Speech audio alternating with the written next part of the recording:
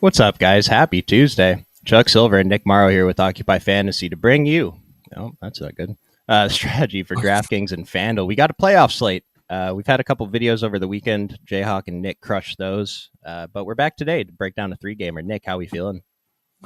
Good man, yeah. These have been fun. Obviously frustrating at times when teams don't want to show up. I.e., Memphis, we're about to talk about. But yeah, man, at least we're not dealing with a bunch of G leaguers anymore. Um, yeah, playoff basketball, man. Everyone wants to talk about how the NBA is struggling, yada yada. But every time the playoffs come around, man, all those narratives go away. Like fully intense. Been loving the games. It's great to be back.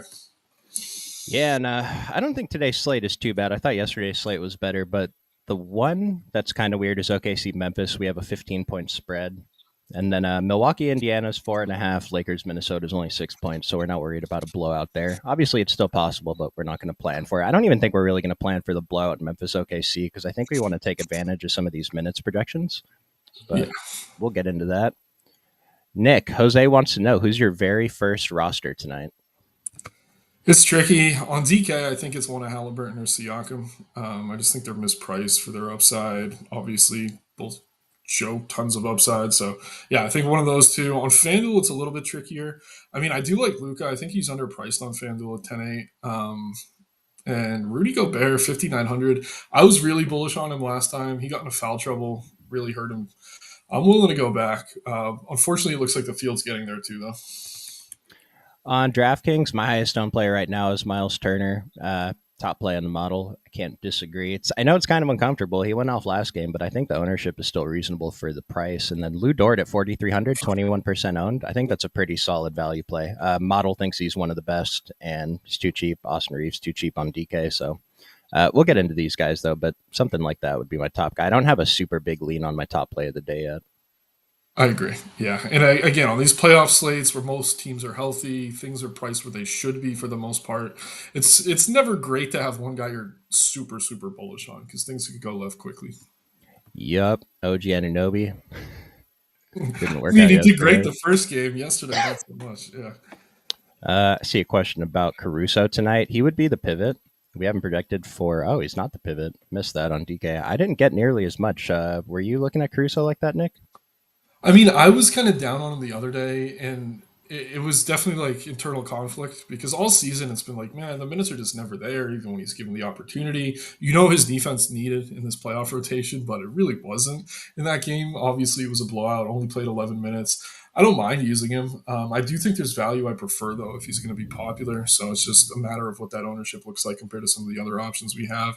Like, for example, I think I'd rather go to one of the Timberwolves guys, whether it be DiVincenzo or Conley. I'm not necessarily sure, but I do think they all have more upside. You could throw Na in that group as well.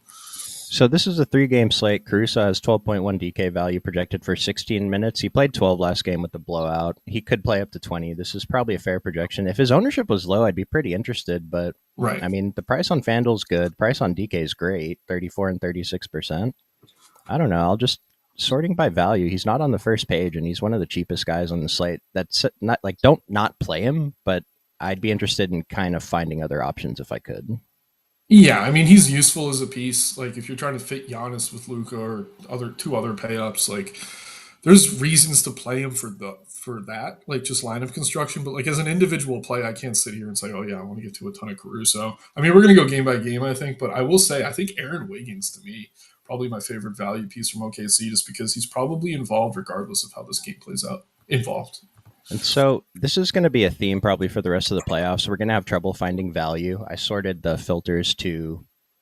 Oh, this is FanDuel. Sorry, didn't mean to do that. I wanted to do players under 5K on DraftKings just to show you the rankings. So Lou Dort, Nemhard, Lopez, Prince, like Caruso is still he's good. He's not great though. These are the value plays that the model really likes today. And so, I mean, Brooke Lopez is low on Torian Prince is low owned. We know those guys are a little bit higher risk, but maybe we can lean into Nemhard or Naismith, Lou Dort, Jaden McDaniels. Maybe Rui gets a couple extra minutes if he's playing well. We haven't projected pretty high though. 34 is a lot.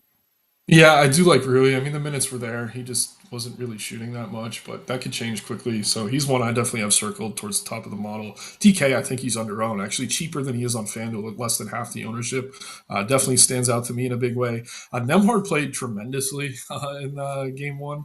Don't know if we see that again here today, but I do think he's someone I'm pretty comfortable getting to as like a mid range value piece. 5,700 on FanDuel, not quite as appealing, but on DK, he does stand out to me. And just to throw a name out there on FanDuel, I guess. I mean, I'm never someone who plays Dort. I do think he makes some sense today, though.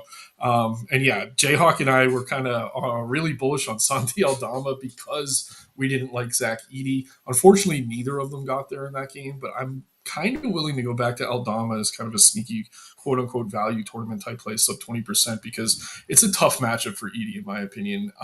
He can still put up stats, but yeah, I think Eldama matches up better here. I think they're going to want him on the floor as much as possible. See Eli asking about, is Thomas Bryant okay as a backup five?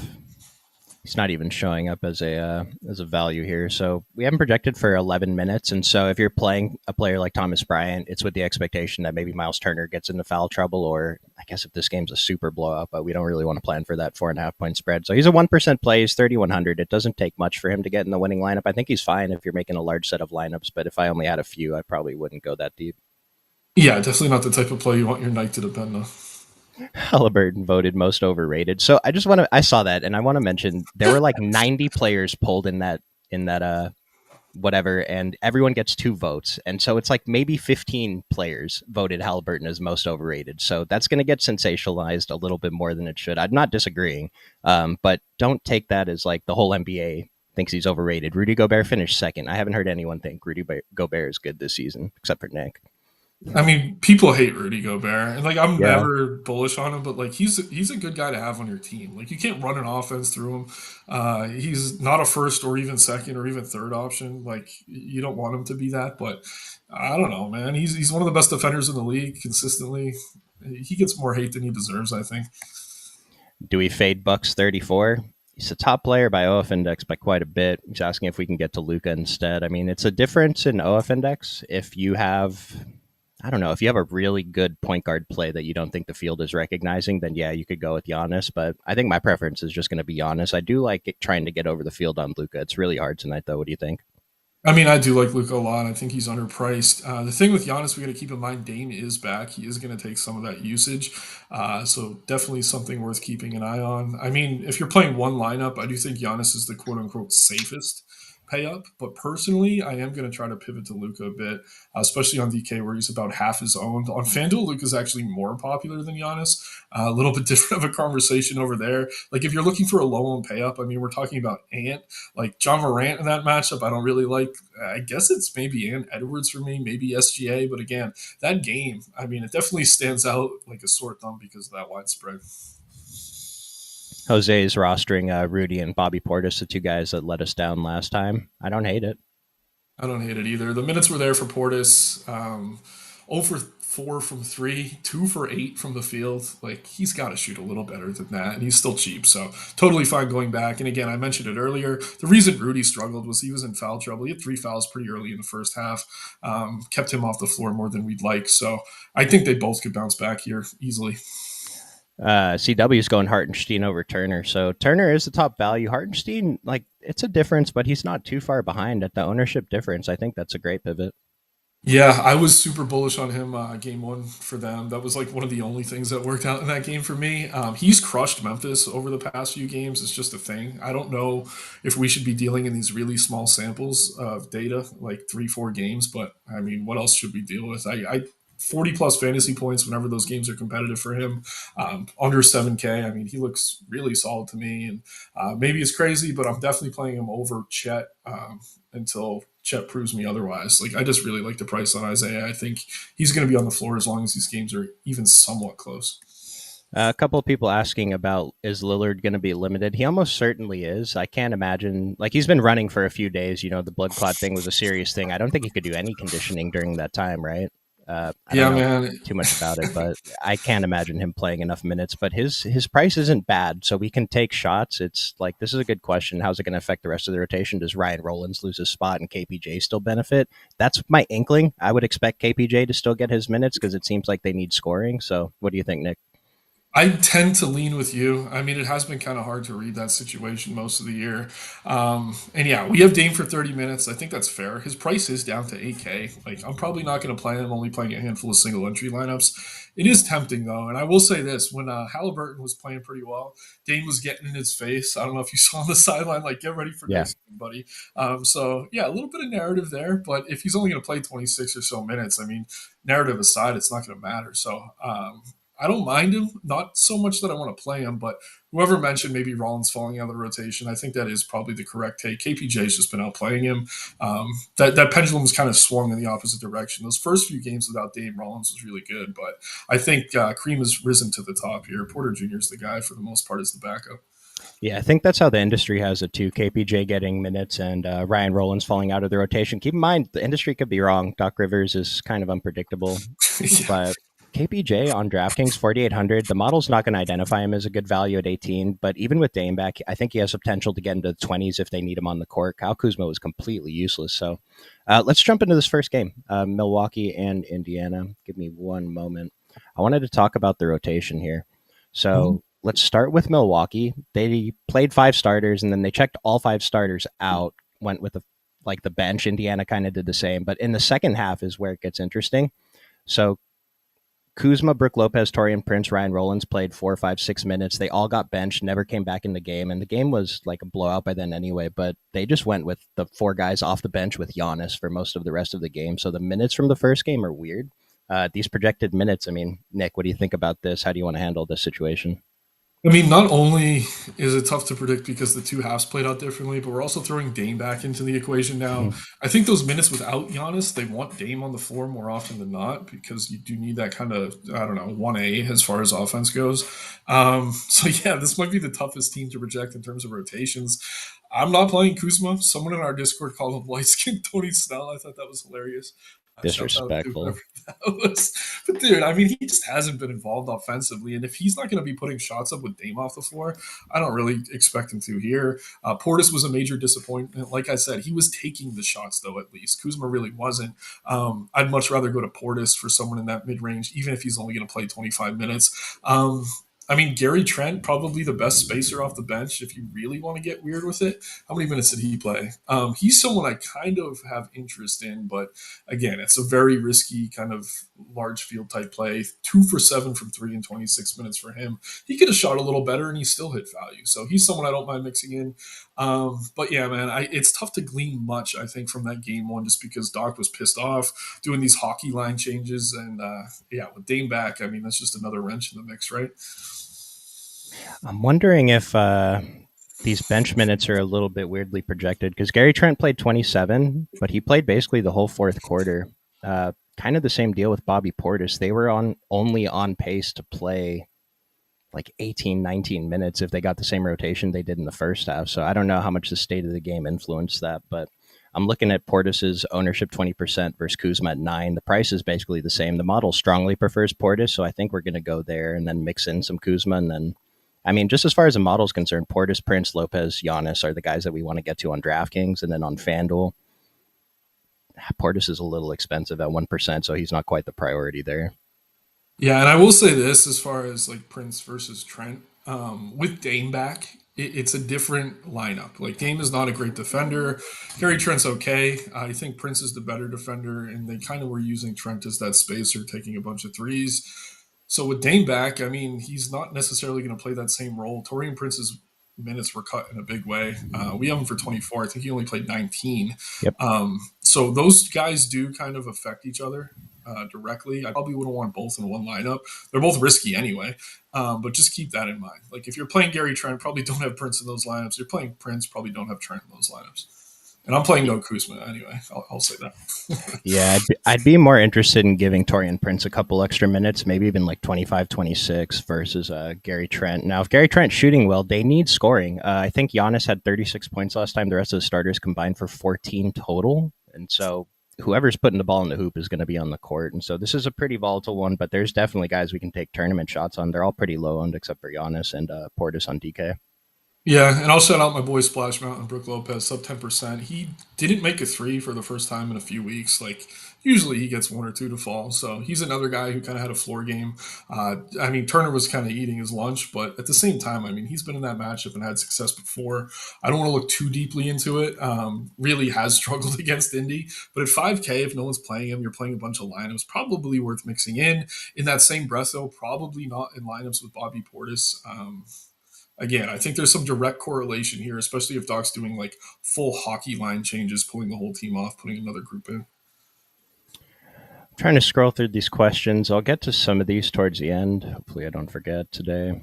But just making sure there wasn't anything about Milwaukee. But Nick, let's talk about Indiana. So we already know Miles Turner's top of value. We have a few really strong values over on DraftKings, on FanDuel. We have some pretty good values over there too, but these guys are pulling heavy ownership. Who are you prioritizing? I mean, on FanDuel, the prices on Halliburton and Siakam are just wrong, in my opinion. And I mean, Dame can get in his face, but he's really not a great defender. I still think this is a good spot for Hallie. So totally fine getting to him. Even on FanDuel, where they're a bit more expensive, those two are really, really appealing. Coming off the awesome game, I mean, Turner does make a lot of sense. I understand why he's the top of the model. I do think center is deeper than a lot of the other positions today, which is kind of why he's like a neutral play for me. But again, on paper, he looks tremendous. I think you can make a case for any of the starters here. I think Nemhard played a little bit above his head. I think Naismith played a little bit below what we should be expecting from him. I said last time that I wouldn't necessarily want them in the same lineup. I don't know that that matters the more I think about it with them both being sub 5K on DK. I do prefer Nemhard. He just is more involved. But yeah, these are two guys you can kind of use as building blocks. At the same time, like there's a bunch of OKC guys in that price range that I think have more upside. Your Dorts, your Wigginses, etc. But yeah, I think all five starters to me look pretty good. I don't have much interest in anything off the bench, if I'm being honest. Yeah, off the bench, I'm not interested in anything here. I mean, there's just so Benedict Mathurin actually would be the one. He played 25 minutes. He is projected for ownership though. If he was, I don't know, half this ownership, I'd have more interest. But 4,400 is a fine price. We're star for value, so we got to take shots. Even on FanDuel, it doesn't seem awful. Single digit value is not great, but Yeah, I mean, the more I think about it, the more he probably is someone worth considering. 1 for 6 from three for him is terrible, and he's still at 20 fantasy points in 25 minutes. So, a few more shots go in. Carlisle keeps him on a short leash. Like he's not a great defender, so when he's not shooting well, he plays less. If his floor is 20 minutes, I do think Mathurin's probably someone worth mixing in, at least on DK where he's 4,400. and then as far as FanDuel goes, I guess on DK2, yeah, Tyrese Halliburton might be my highest owned player tonight. Yeah, just mispriced compared to some of the other cards. Yeah, model 14.4 value is tremendous on DraftKings. Even the 12.9 on FanDuel, 9,100 at point guard at this ownership, I think it's great. Getting a ton Yep. of Naismith, Nemhard, mixing them up. And then Miles Turner's in there too. And Siakam on DraftKings, not as much on FanDuel. Price difference is pretty significant. It is. I'd rather pay up for Hallie than I would Siakam on FanDuel. We're also getting shooting guard eligibility for Halliburton for some reason on FanDuel. I'll take it. Why not? So yeah, he's a little bit easier to get to over there. Power dropping by to say what up. Playoff lineups sort of write themselves with a little re going on. Good luck. Yeah, good luck to us, right? Indeed, indeed. TJ for value. I'm looking at him. I'm interested as a guy that can get there. I'm not prioritizing him, but he's a really useful piece, and it's not hard to see how he could get there. I mean, he's a pretty productive player, so he could do it in low minutes. 22% on FanDuel sounds like a lot, but I actually got around that in my run, so it's probably okay. He's the pivot off Caruso, I think. Nice. Nice. And their minutes are probably pretty similar, and it's not too indifferent of a situation. Hmm. Double center lineup. Miles Turner and Gobert were the first two that came to mind. Maybe you could swap in like Zach Edey or even run Giannis or Bobby Portis, Naz Reid at center, something like that. Artenstein too. Hartenstein too, yeah.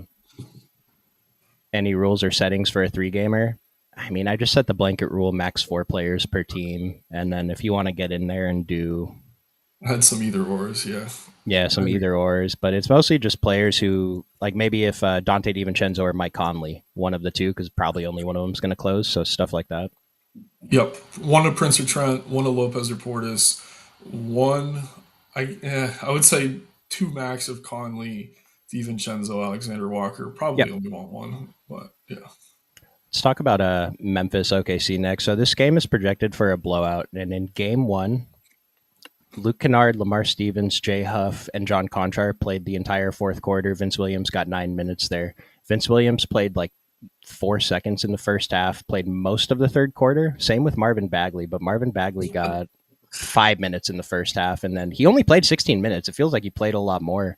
Uh, I don't know because he kind of sucked, and they went with him over Santi to open the second half when Zach Edey wasn't bringing it. So Zach Edey and Scottie Pippen got benched early in the second half. Minutes are all over the place. It's kind of hard, but I kind of just want to give Memphis starters at least like pretty close to what we have projected for them. What do you think? Yeah, and this is a tricky situation. And what we were saying pre-stream, I think you either lean in heavy to this game or maybe avoid it a little more than the others because if it is close, most of these guys are going to be underowned. They have a ton of upside, especially Memphis. Like these guys are going to outproduce what they did in game one for sure.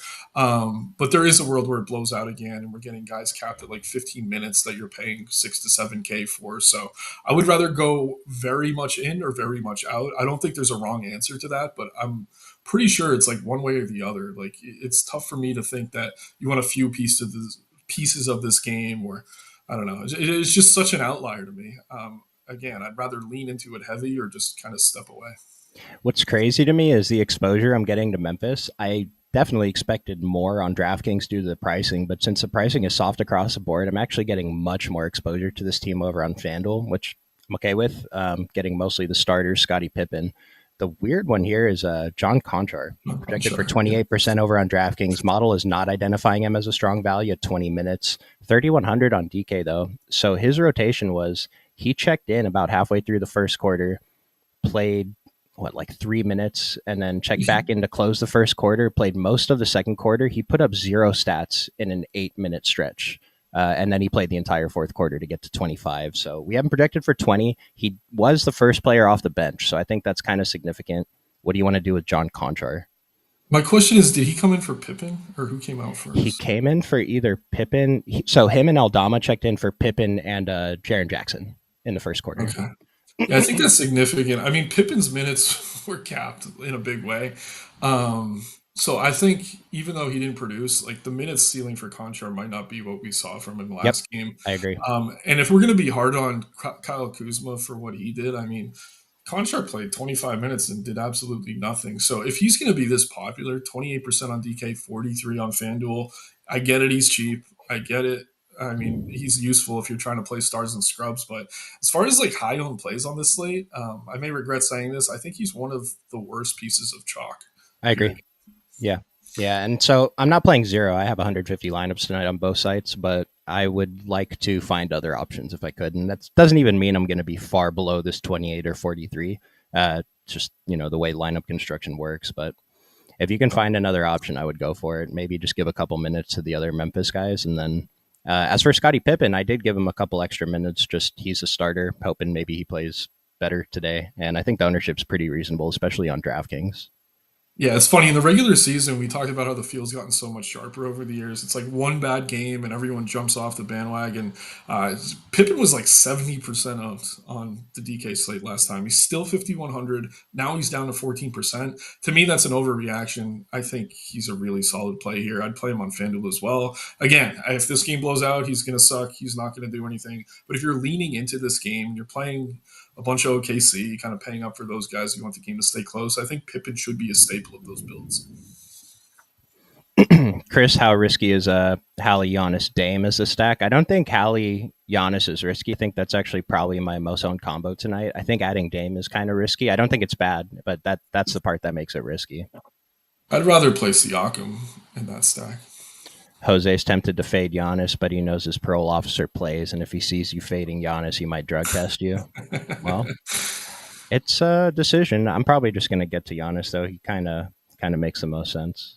I mean, he's been beasting, but again, with Dame out, we have seen increased usage for him. 3 games in a row over 36%. I mean, that's high, even for Giannis. So I still like him. It's a great matchup. It's the highest total on the board, or second highest to Memphis OKC, obviously with the wide spread. I think he's great. But yeah, if you want to go more balanced, you don't want to play the John Conchars of the world. The easiest way to do that is just not play someone like Giannis and kind of live in the 8 to 9K range for most of your payoffs.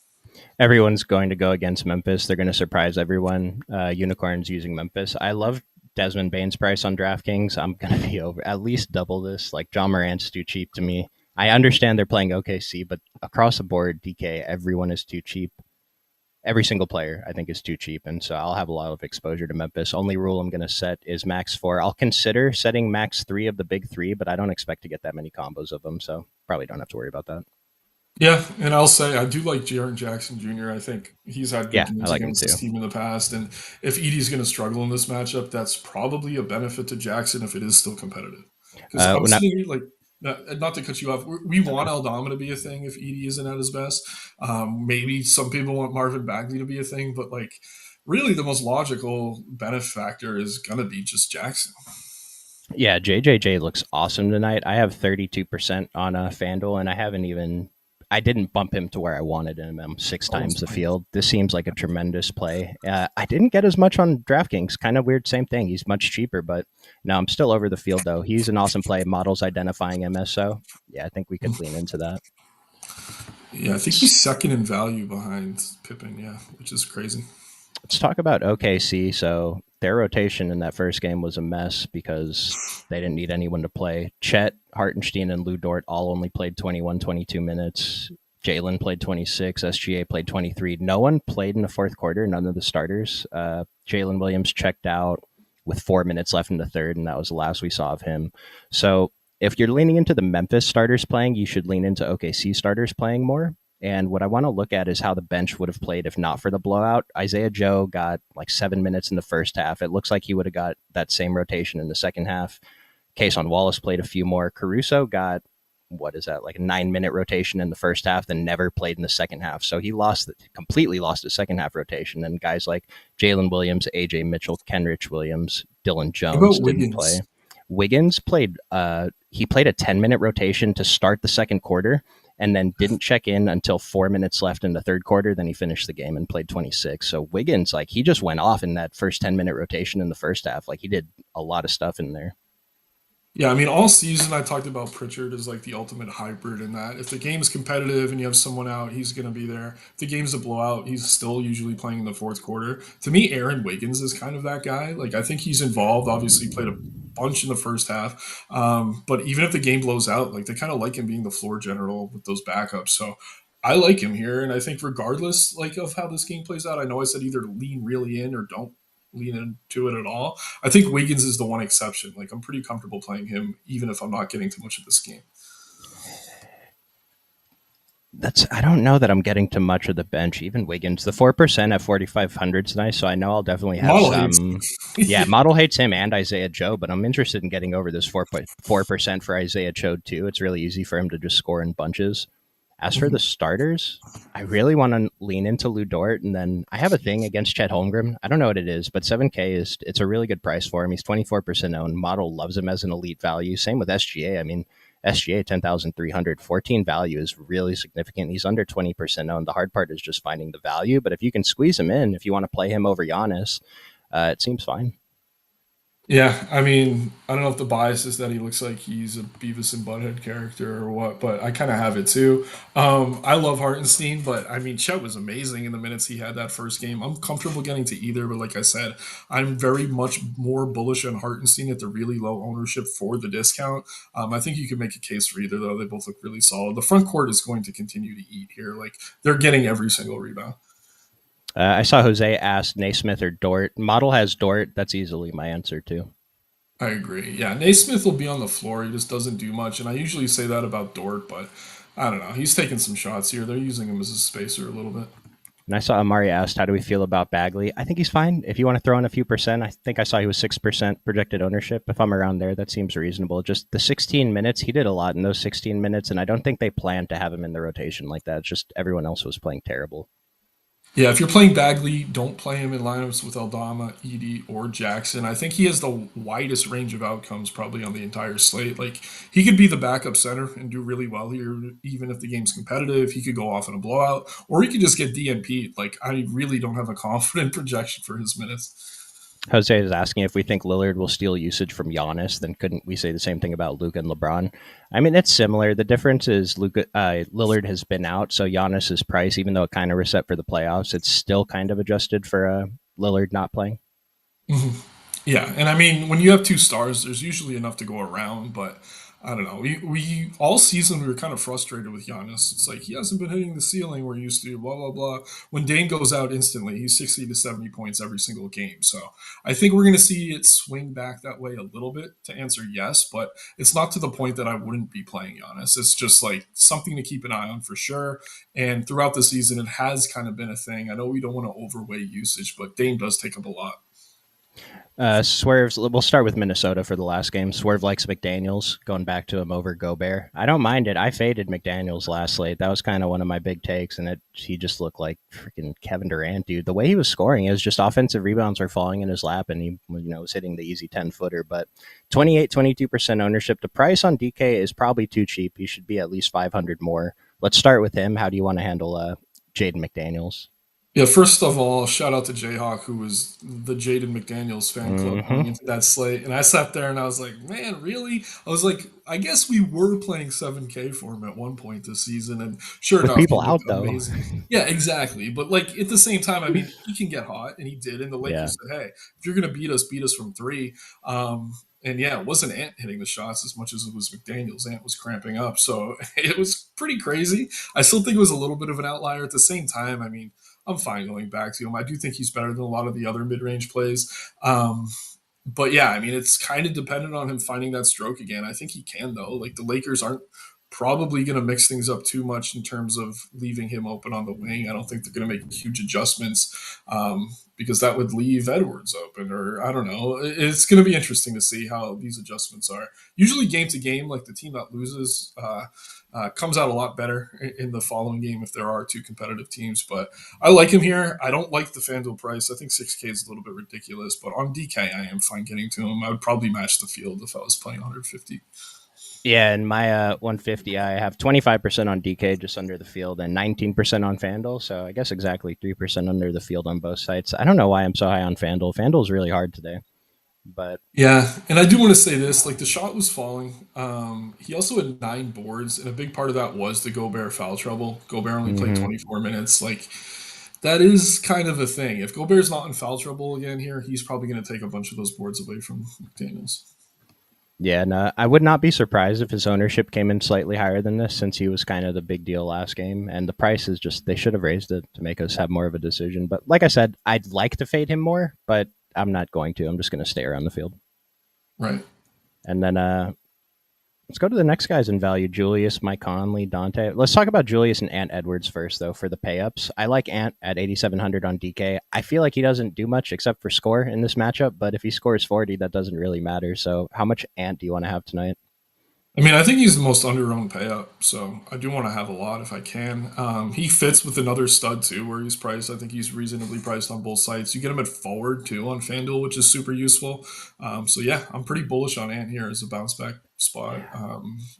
And not that he played terribly either. He also lost a few minutes to the locker room dealing with those cramps. So good spot for him in my opinion. Yeah, actually, just got with the field on Ant on DraftKings. Surprised didn't get more again. Probably just need to figure out what other value plays I need to bump up before lock, but he seems fine. And Julius Randle, 6,700, 7K. Mod likes him. I think he's a guy who you just play. I'm slightly over the field on both sites, it looks like. I like him a lot more on FanDuel, just because Siakam's only 6,900 on DK. I'd much rather play him, but on FanDuel he's 1K cheaper than Siakam. So 20% to me, way, way, way too low over on FanDuel. One of the better power forward plays over there for sure. Rudy Gobert, he is the top FanDuel value on this team. He is not the top DK value. He's actually six. Not that that matters too much, but 6,400 on DK at 16% projected ownership, 5,900 on FanDuel at 48% projected ownership. One of these is wrong, right? I know we get two center spots on DK, so one of these is definitely wrong. Nick, you already said you kind of want to lean into Rudy Gobert tonight. How do you feel about these ownership differences?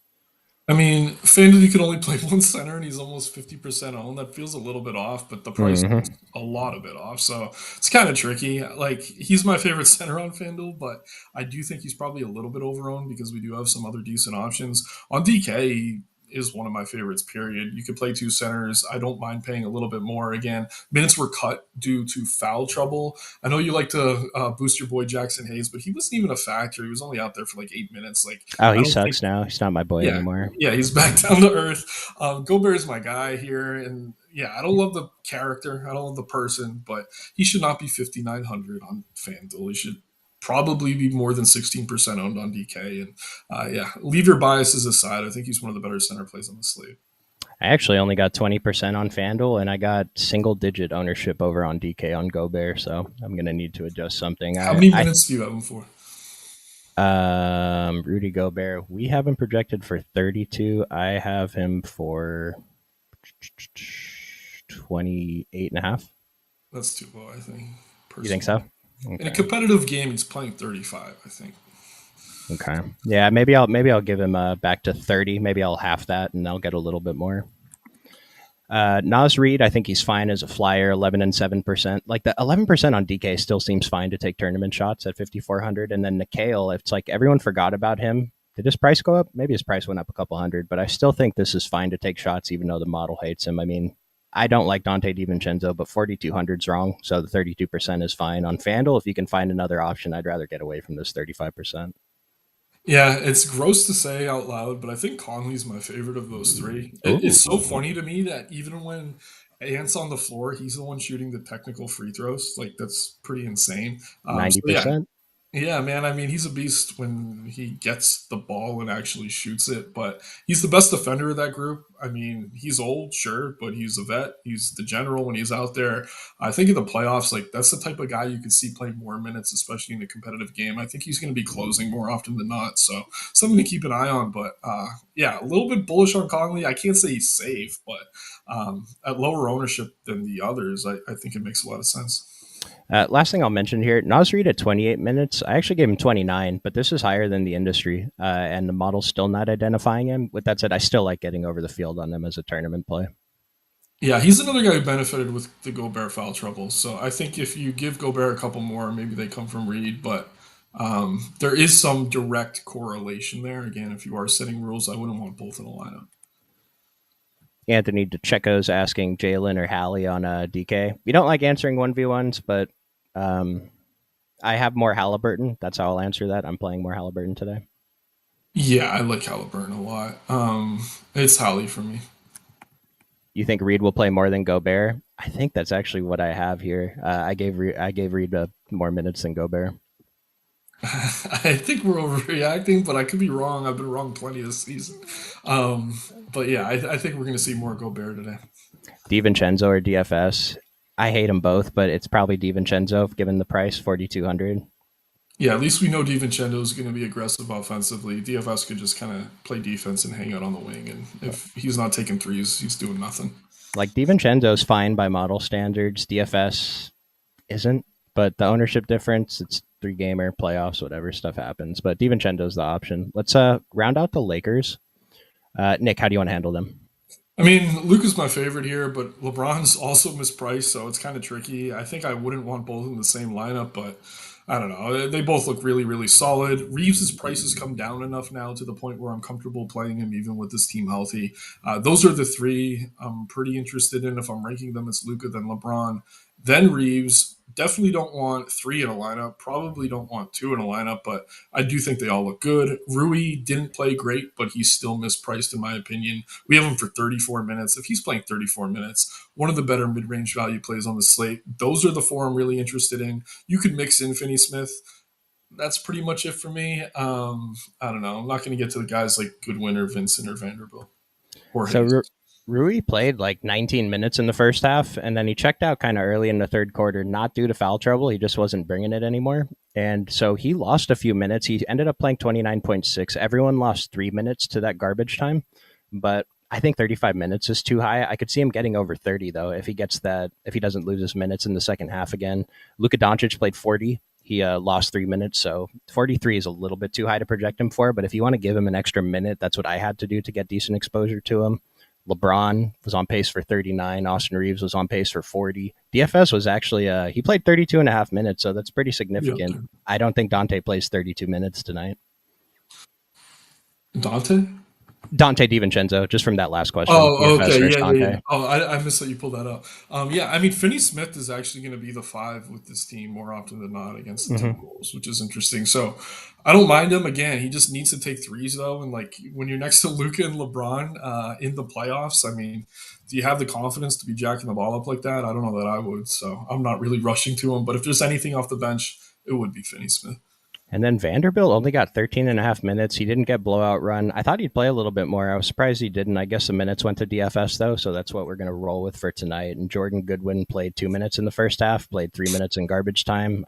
We don't even have projected for 10. And last person I'll mention, Gabe Vincent, played 25 minutes at 3,500 at 0%. I don't think he's a terrible play. It's not crazy. If you're playing 150, probably worth having 4 to 5% ish, maybe. But yeah, I mean, the minutes are there. If he gets hot, a couple of steals, I mean, things could go his way for sure. I'm getting a lot more Lakers over on FanDuel. Same deal again. Really, the only guy I'm getting a significant amount of on DraftKings is Austin Reeves. I'm more than 2x the field, and I'm pretty comfortable with that. Yeah, I mean, he's the most mispriced over there. Leads the team in value rating with a 15.4. On FanDuel, he's similar to LeBron, similar to Rui and Luca. I think it's tougher over there. So if you're playing both sites, maybe load up on Austin over on DK, only 20% owned, probably under owned. And then on FanDuel, get your LeBron and Luca exposure. But I do like Luca on both sites. I think 10-8 for him in a playoff game is excellent. We have him for 40 minutes. Let's run a quick dummy. Who's your first guy in on DK? Probably Siakam and Hallie, which All is right, nice. I crazy. put Hallie, so we'll put both of we'll put Siakam and Hallie. Do we want to run that back with Giannis, or we want to wait and see? I kind of want to wait and see. Like logically speaking, it does make sense though. Let's wait. I do What like Giannis though. what other values do you want to plug in to start? I guess Dort, even though Yeah, I'm Dort not seems crazy about fine. it. Yeah. You could do Dort or Caruso, fellas at home. Either one. Oh, Nemhard. Let's do We have Nemhard. so much indie. Get Giannis in there, I guess. Nemhard, Giannis. Yeah, let's get Giannis in here. I think Rui. So Rui's price just works, and so we're not really hoping he scores 30. If Rui puts up 25, I'll be pretty psyched if he's in my lineups because that seems like it should be enough tonight. Nas Reed. Mm. I love Nas Reed. He's like I'm the Jay, captain of his fan club, but I don't think so. Yeah, McDaniel's over Reed. let's do McDaniels, and then leaves us 4,800 for Util, Aldama, KPJ, Naismith, Aaron Wiggins, Mather, and DiVincenzo. There are options. I mean, Matherin's probably got the most upside. Naismith probably is the highest minutes floor. I mean, depending on your style of play and your risk tolerance, there's a lot of ways to go there. Part of me likes Wiggins, but it's gross. The model hates it. Don't want to recommend that. I guess Porter. I don't know, man. That's a tough spot. KPJ seems fine, yeah. Especially, I mean, we're running 3 Indiana guys. I'll mention my single entry on DK right now has Giannis, Miles Turner, Halliburton, and Matherin. Actually, is in my single entry right now. So Yeah, 3 Indiana, 1 Buck, and then Austin Reeves and Nas Reed to round that out. I like it. Anything else you want to mention, Nick, before we get out of here? No, I don't think there's any real news we're waiting on. People are asking about Dame's minutes. We have him at 30. I mean, there's nothing official on that. I think if he's fine and the game's competitive, he could play even more than that. So maybe there is some upside there. At the same time, you don't want to kind of burn his tires off first came back. Again, I'm pretty bullish on Gobert, which I think does cut into someone like Reed. We got to keep an eye on that situation. And then the front court for Memphis is going to be a mess. Is Bagley going to be DNP'd or is he a thing? I don't like Edie again, but I don't know that I'm as confident pivoting to Aldama as last time. So I'd rather just play guys like Gobert, Turner, Hartenstein, and maybe just avoid that front court unless it's Jaren Jackson. But yeah, I think that's my rant of the day. But fun slate once again. Oh, someone asked for top 3 pay-ups earlier. Don't want to forget. I mean, it's definitely Halliburton and Giannis. If Austin Reeves hits that 7K marker for you, then that's my top 3 right there. Yeah, if you want to get different, it's Ant. Luke is probably Pascal. my favorite though. Yeah, Pascal's up Siak. there too. Yeah, I don't know that he's a pay up on DK sub 7K, but No. depends what you consider a pay up, I guess. Real quick, SGA or Luca. Model has SGA slightly over Luca, but just keep in mind the minutes. If SGA plays 36, I kind of got to think SGA is the better play, but we don't know if he's going to. It's 15-point spread. You have a what? You have a different answer? I mean, it's more of a conversation on DK. I think on FanDuel, I'm very confidently going to Luca for cheaper over SGA. And then best values on DK. I mean, look at where these studs are, man. Hallie, Siakam, Chet, Austin Reeves, all at the top. And would I play Hartenstein and Chet together? In theory, I don't think it matters, but in practice, I don't do it. So If you do, you're probably playing that game to stay close, so maybe run it back with some Memphis. we appreciate you guys tuning in. Thanks for joining us today. Make sure you join the Discord. No live today, but we can talk about some ideas in there. Instructions are in the description below. Sign up for the site so you can see the model on days that we're not live.